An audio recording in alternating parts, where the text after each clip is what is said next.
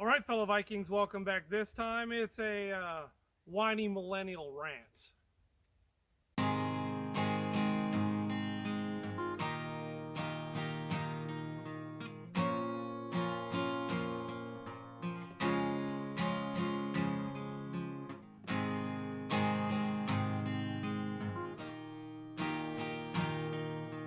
Yeah, so why I cut my hair? That's a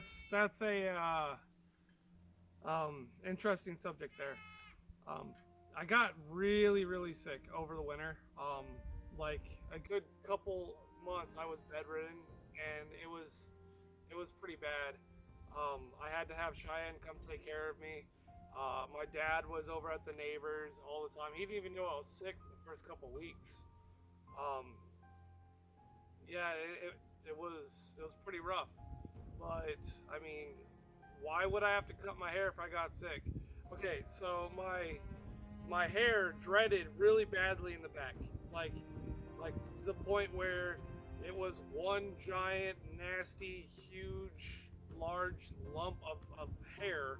I spent, as I was getting better, I spent like 4 days brushing my hair out, to no avail. I got nowhere brushing it out. I soaked it in vinegar because vinegar will break down the fats and help you be able to actually take care of that. I soaked it in dish soap. I washed it multiple times, brushed it, all that stuff, and I just couldn't get it out. I was doing more damage than anything else. So eventually, after hours of brushing my hair and trying to get all that out, I said, screw it, there's nothing I can do. I grabbed a pair of scissors. Um, Cheyenne was here at that time.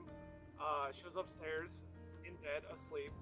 And when she woke up and she saw me, she's like, wait, what happened? Yeah, I do have the hair still. Um, I don't know why. I just do. If anyone wants it, let me know. It's a giant clump of dreaded hair. I don't know why anyone would want that. Yeah, I'm doing a lot better now. Today I'm not feeling as energetic, but I mean that happens, it's life. But yeah, um, it got bad enough that Cheyenne actually picked me up and took me over to the doctors. And I don't even remember going to the doctor. I barely remember the doctor. I remember them asking if I was a smoker, and I was like, no. And then they went and asked her if I was a smoker because they looked at my x-rays of my lungs and they're like, yeah, with all this damage, there's no way that this guy wasn't a smoker or isn't a smoker. He said it looked like I smoked a pack a day at least for 20 years. And I'm like, no, I would have had to start smoking when I was like 10 years old or whatever. But no, I've never used any drugs in my entire life. The only drugs I've ever used are the ones prescribed, and then CBDs. The CBDs do help with pain and all that. And that was mainly when I was right before I was hospitalized. I was taking a lot of CBDs to help with my lungs and all the pain I was having. But yeah, I've never used drugs. Unless you count alcohol. Alcohol is a drug, in my opinion. When I was in the army, I drank a bit. I wasn't really an alcoholic. Right when I got back from Iraq, I don't remember like a month because I spent a month like partying basically. But yeah, no. After that experience where I saw it was easy for me to lose myself in a substance like that, I'm like, I can't do that. That's not for me. I can't drink as much as I did. I can't continue that. Um, yeah, so at the most, I might have a beer once every few months. I have something called a lambic or a Framboise lambic. It's a Belgian beer. I have that every New Year's for New Year's Eve to celebrate the coming New Year and all that. It's basically a really non-alcoholic beer that has it's a raspberry. There's multiple kinds. The one I really like is the most common is the raspberry, and it tastes like concentrated raspberry juice. you know. And to get drunk on that, you'd need like 6 of them and just pound them, and they're huge. So that's not gonna happen, you know. Yeah, that's enough talk about alcohol, because mainly these videos are for my nephew. Don't drink, Chance. Don't do it. Yeah, no, I've never had a problem with substances or smoking or any of that. But the doctor thought that looking at my x-rays of my lungs, that I probably did, and he didn't believe me, so we went SIN.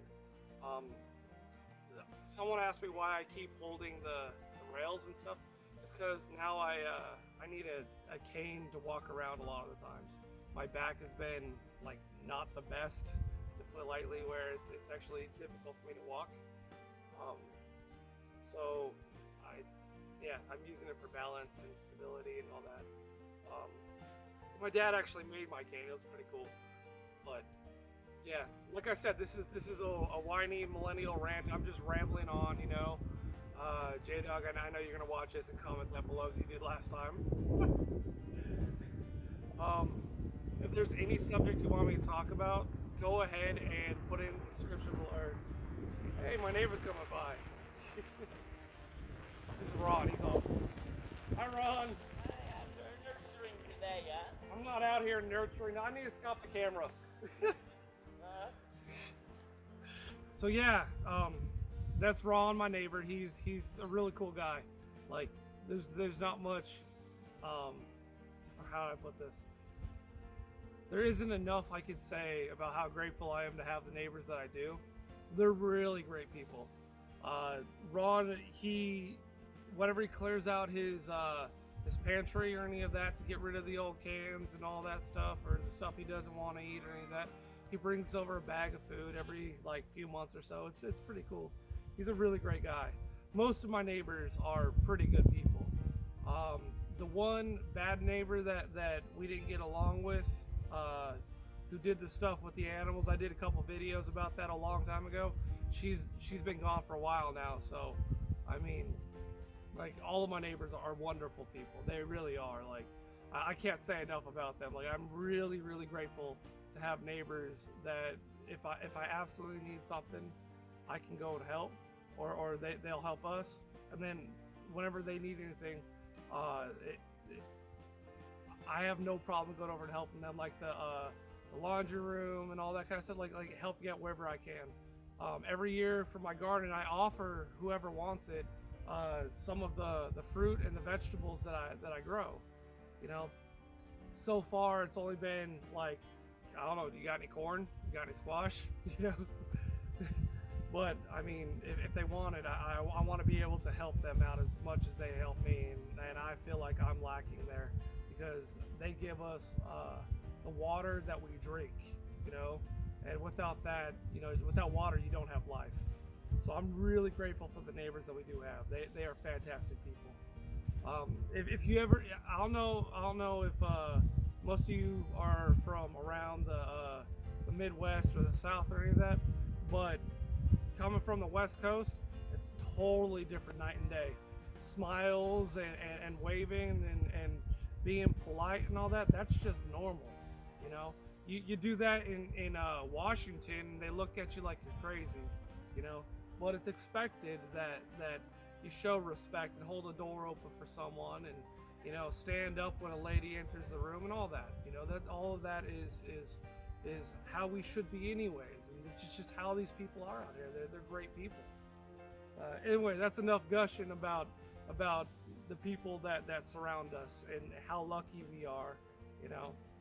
But yeah, the topic of the video was my hair. My hair got cut because I got sick. That's the gist of it. There's not much more I can say on it, you know. Here, I want to make this video a little more positive, right? I want to hear the stories from you guys of someone that has blessed you in your life recently. I mean, during this whole pandemic and all that stuff, we all have so much negative around us all the time, you know. I want to hear the stories from you guys of how you've either blessed someone or someone has blessed you, okay? And I want to challenge you to go out and bless someone today, all right?